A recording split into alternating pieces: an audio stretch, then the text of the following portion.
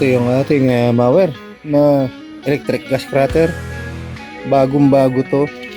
Siguro 2-3 beses pa lang nagagamit. Ang problema ay ayaw nang umandar. Ayaw na oh. Ayaw na. Ayaw. Pero may baterya to. Puno naman yung battery natin, ano? Puno yan. Puno naman yung battery natin, oh. Puno. So, yan. Susubukan natin na tingnan. Namili tayo ng bagong motor dito na compatible sa 21 volts. Kaya Doneco motor bag yan. Order lang natin sa Shopee. So, magiging okay. Yan. Yung link ng gusto nyo motor. Tignan natin. Pakita ko sa inyo kung gaano natin gagawin, ano? So, yun. Tignan natin. Kung motor ba talaga problema, sunog, dahil baka mamaya 12 volts lang yun. O 21 volts na to, malamang, sa alamang, sunog ang ating motor dahil sa lakas ng current, hindi niya kaya yon from 12 to 21. So, lagitik nga ito. Ikaw man, maliit, papasanin ka ng mabigat. Sigurado, bibigay ka rin. So, yun. Bubuksan natin. Pero testingin natin. Okay? So, ito na. Nung binuksan natin, hindi ko na pinakita, no? So, ito na. Yung motor. Yung original na motor niyan. Napansinin nyo yan, no? Ala, yung loob. Kaya natin. Sunog yung loob, eh. Sunog. Ayan. Durog, eh. Durog. Wala, oh. So, hindi nga kaya. So, kaya papansinin ito naman buo. Ayan. Kita nyo naman yung sa plastic pa lang sa loob. Problema. So, ito. Kapalit natin. Ayan. So, yun na nga, oh.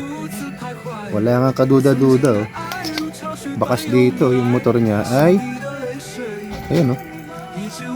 DC 12 volts. Pilitin natin. Pagkaka-engrave. Ayan. Engrave yan dito. Ayan. Hindi nyo makita pero ito talagay R0755 DC 12B-L. Yun na nga. Hindi niya kinaya. So, palitan natin. Hindi ko na kasi ito lang naman yan.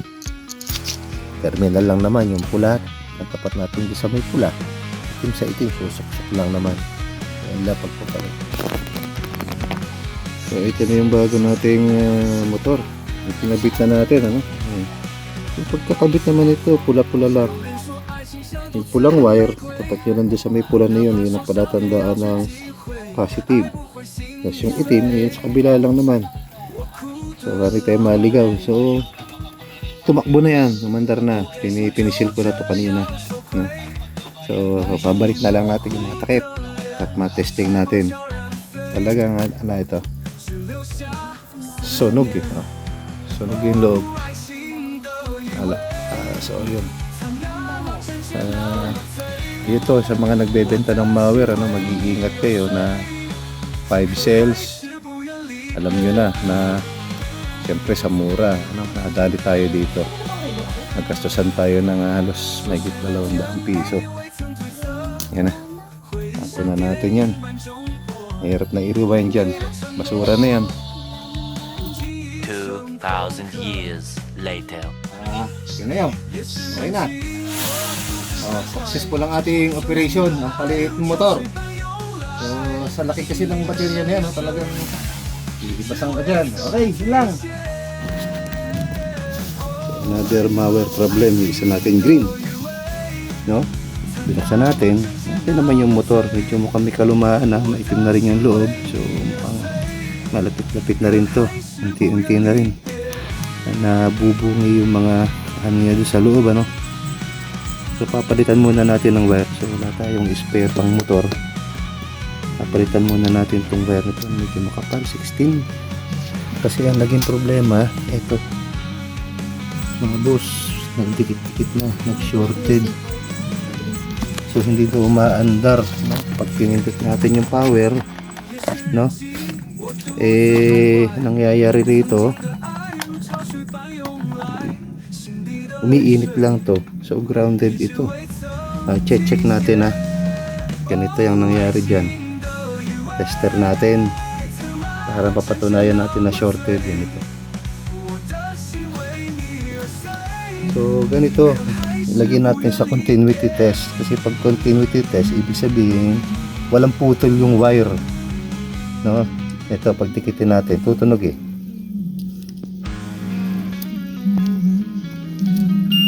yun. Pagka ganun, walang putol yung wire. So dapat ito, kasi kung may switch, dapat putol yung wire, no? Pag ngayon, pinagdikit natin itong positive negative nito, yan, saka doon. So yan, okay. Shorted yung ating wire, no? Pag pinagdikit natin yan, no? Yan, dito, positive negative, tumutunog hirap lang mag-test pagka talagang solo kamay. So yan,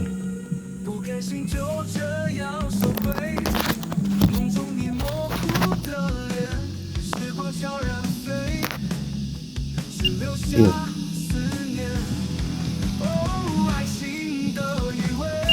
Ayun na, tumunog.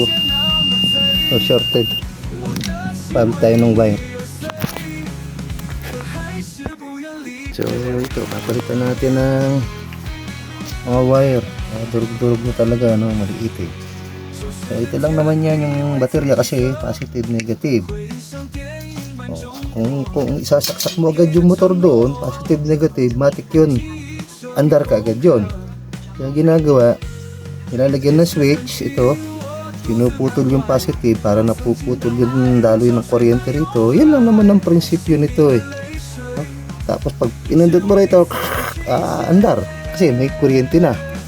Ganun lang yung sistema nitong ating wire. Napaka basic. Palitan natin ng wire, So ito nga lang papalit ko. Lagyan na lang natin ng marking, Hihinang mo lang naman dyan doon, iipit mo, hihinang mo rito yung positive. Ito, papunta naman doon sa positive ng motor. Ito, hanapin natin yung motor natin. Ito, yan, yung motor natin, ayan, yan, yung pula, yun, yung terminal doon. Ito, naandito, yan. Yung negative na andun naman isa, yung itim. Ito, ganyan lang. Ayun, ganyan lang. Tapos ito yung baterya, yun, positive negative. Pag sinaksak mo roon, walang kuryente kasi nga may switch. Pag pinindot, andar. So yun, kailangan natin, kahit ako sa inyo, hindi ko napapakita kung paano maghihinang-hinang. Ito, ganyan lang naman, ipapalit mo yan doon. Yan, doon, positive, isang linya, yung linya papunta naman diretso sa motor. Ganun lang, kita ko sa inyo mamaya. Finally, napalitan na natin ng mga wire. Ito yung pula natin, ito yung kanina yung isang ginawa natin. Check natin kung maandar na ba.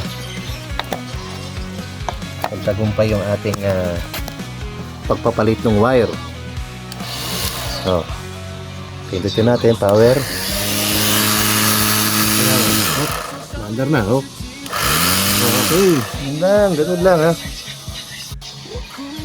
So, follow up, yung ating pag-repair ng mga wire, kung na-shortcut ko, So, hindi naman ako nagtuturo para spoon feeding, kailangan pinag-aaralan nyo rin, kaya nga do it yourself, Yan. So ganun lang naman yun baterya, parang ilaw lang, baterya, positive negative, pag nirekta mo, takbo yung motor, takbo yung ilaw. Kaya may switch lang naman, basic lang, nairingan lang natin din, tapos na. So isa, motor lang. So yun lang muna, mga basic na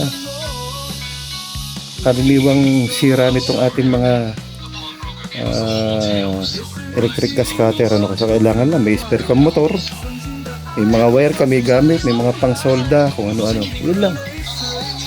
Overall, menos pa rin to kaysa bibili tayo ng gasolina. So sa amin siguro, sa laki niyang gusarin ko, ay baka siguro sa gasolina, ubos ka rito, no? Yun lang, boss.